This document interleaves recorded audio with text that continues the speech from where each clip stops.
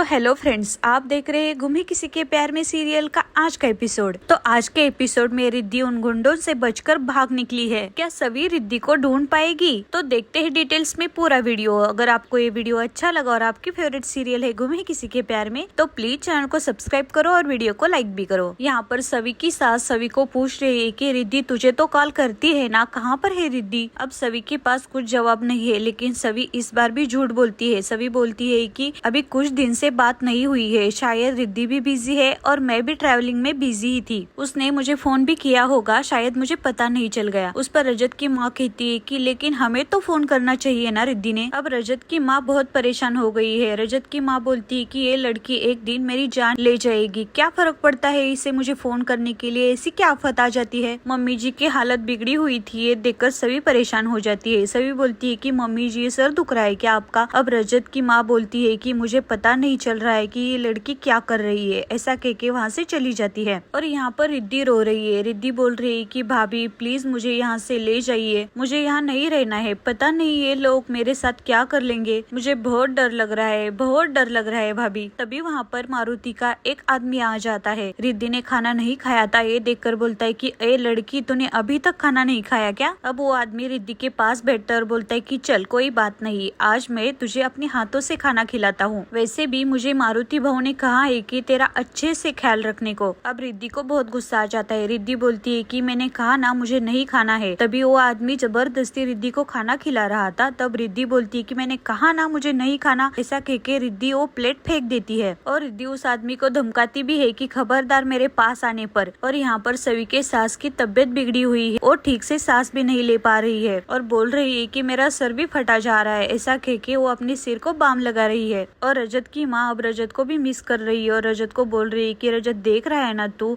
तेरे जाने के बाद इस घर की क्या हालत हो रखी है, क्यों चला गया तू हमें छोड़कर, क्या क्या सहूंगी मैं अब। ऐसा कह के रजत की माँ रोने लगी है और रिद्धि का भी कुछ पता नहीं चल रहा है, ये फोन ही नहीं कर रही है लड़की। तभी वहाँ पर सवी आ जाती है। अब सवी अपनी सासू माँ का सिर दबाती और बोलती है कि ये सिर दर्द बाम से नहीं बल्कि चंपी से ठीक हो जाएगा। तभी सवी की सास सवी को दूर हटवाती और बोलती है कि कोई जरूरत नहीं है मुझे तेरी चंपी का, मुझे पता है तुझे कोई फर्क नहीं पड़ता, तू सिर्फ दिखावा कर रही है। सवी की सास सवी को चंपी नहीं करने दे रही थी। तभी सवी बोलती है कि मम्मी जी प्लीज। सवी कह रही है कि मम्मी जी मैंने कहा ना आपको ये सिर दर्द दवाई से नहीं जाएगा, मैं आपकी चंपी करती हूँ, चुटके में आपका दर्द चला जाएगा। सवी अपनी सासू माँ को मना रही है। सवी बोल रही है कि अच्छा बताइए माँ जी, अगर मेरी जगह रिद्धि आ जाती है आपकी चंपी करने के लिए तो आप क्या मना कर देती? नहीं करती ना आप मना। मैं आपको प्रॉमिस करती हूँ कि रिद्धि जल्दी से जल्दी आपको फोन कर लेगी और जब तक रिद्धि नहीं आती तब तक मुझे ही आप रिद्धि मान लो, 2 मिनट के लिए भूल जाओ कि मैं हूँ यहाँ पर, आप ये समझ लीजिएगा कि रिद्धि ही है यहाँ पर। सभी कैसे तैसे करके अपनी सास को मना लेती है और अपनी सासू माँ की चंपी कर लेती है। ऐसे सभी अपनी सासू माँ से बहुत प्यार करती है। सभी अपने हाथों से अपनी सासू माँ की अच्छी तरह से तेल चंपी करती है। सभी की सास चंपी करते करते अब सोने लगी है। अब सभी सोच रही कि मम्मी जी मैं समझ सकती हूँ आपकी परेशानी, आपके बेटे के लिए परवाह,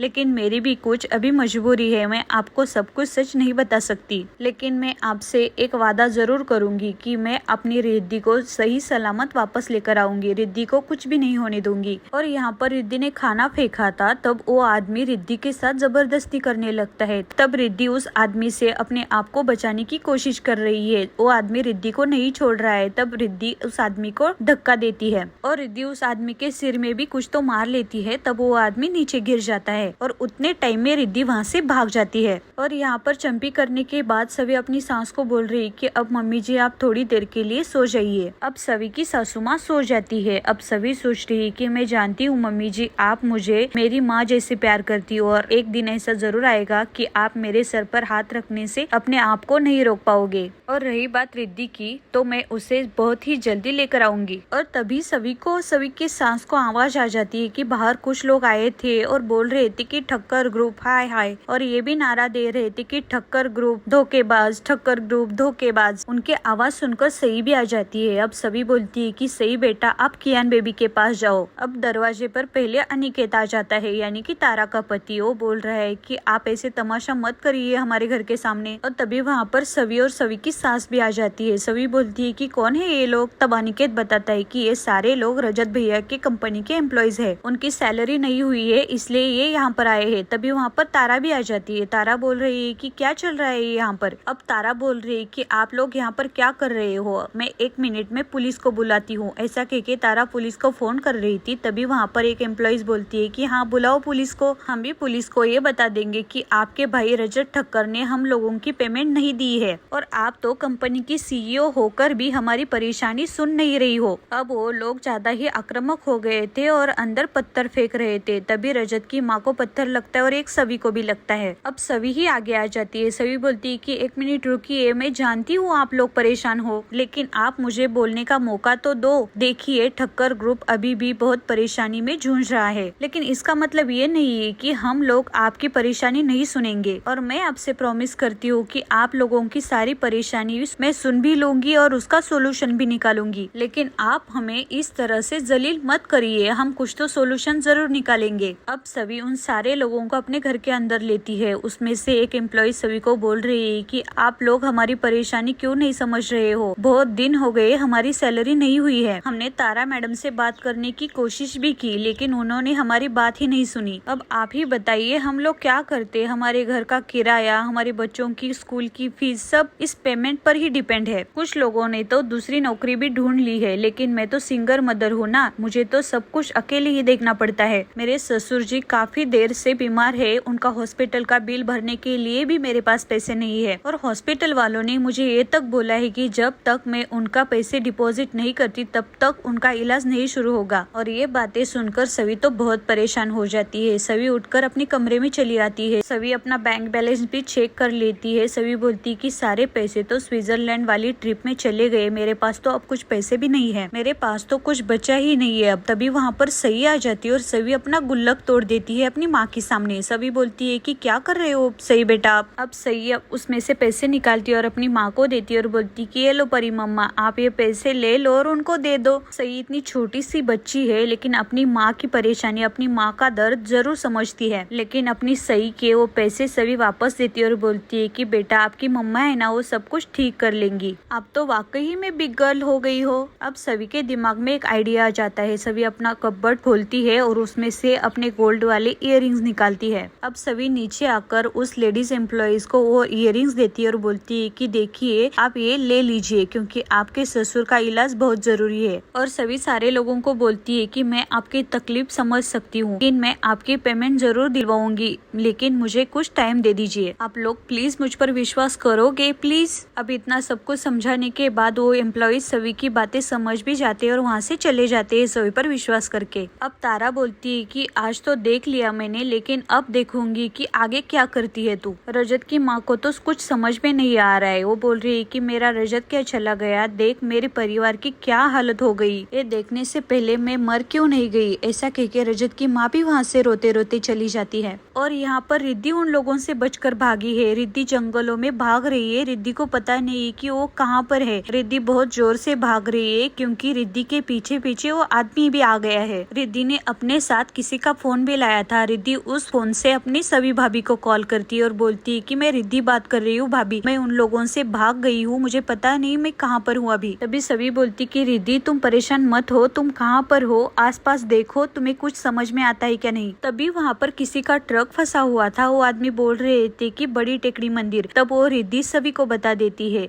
अब सभी बोलती कि ठीक है रिद्धि मैं आ रही हूँ। अब रिद्धि उस ट्रक के पास आ जाती है और उस ट्रक में बैठ जाती है और फोन वहीं पर फेंक देती है। अब वो ट्रक चालू हो गया है, वो बड़ी मंदिर टेकड़ी के पास जा रहा है। और यहाँ पर मांजरेकर ने नील को पुलिस स्टेशन बुलाया है और मांजरेकर बोल रहे हैं कि तुम स्विट्जरलैंड गए थे। तब नील बोलता है कि आपको कैसे पता चला कि मैं स्विट्जरलैंड गया था। तभी मांजरेकर हंसता है और बोलता है कि पुलिस वाले हैं हम लोग। अब मांजरेकर नील को बोल रहा है कि तुम स्विट्जरलैंड में किसकी ड्यूटी कर रहे थे, हमारी या उस सवी ठक्कर की। क्या पता सवी पर नजर रखते रखते तुम्हारी नजर सवी पर ही आ गई हो। और उस बात पर नील को बहुत गुस्सा आ जाता है। नील बोलता है कि आप अपनी हद में रहो सर, आपके लिए काम करता हूँ, इसका मतलब ये नहीं है कि मैं आपका गुलाम हूँ। उस पर मांजरेकर कहता है कि गुलाम तो नहीं हो, लेकिन तुम्हारी लगाम तो मेरे हाथ में ही है ना। अब नील को बहुत गुस्सा आ जाता है। नील वो आईडी कार्ड मांजरेकर को देता है और बोलता है कि नहीं चाहिए मुझे आपका ये आईडी कार्ड। और नील बोलता है कि कोई मेरा बॉस नहीं है यहाँ पर, मैं उनकी बात सुनूंगा। ऐसा कह के नील वहाँ से चला जाता है। नील जा रहा था तभी नील को सवी की केबिन दिखती है। नील सवी के केबिन में आता है। नील जब सवी के केबिन में आता है तब नील को सवी की याद आ जाती है। नील को सवी के साथ जो मोमेंट बिताए थे स्विट्जरलैंड में वो सारे याद आ रहे हैं। अब नील सवी की टेबल पर की सारी चीजें अच्छी तरह से रखता है और नील ये भी सोच रहा है कि पता नहीं क्यों मैं बार बार उसी के बारे में क्यों सोच रहा हूँ। और ऐसा कह के नील वहाँ से चला जाता है। और यहाँ पर सवी अपनी सासू माँ को बोल रही है कि कुछ दिन हो गए हमारे ऊपर एक ना एक मुसीबत आती जा रही है और इसी वजह से मैं वो टेकड़ी वाला मंदिर है ना वहाँ पर प्रार्थना करना चाहती हूँ।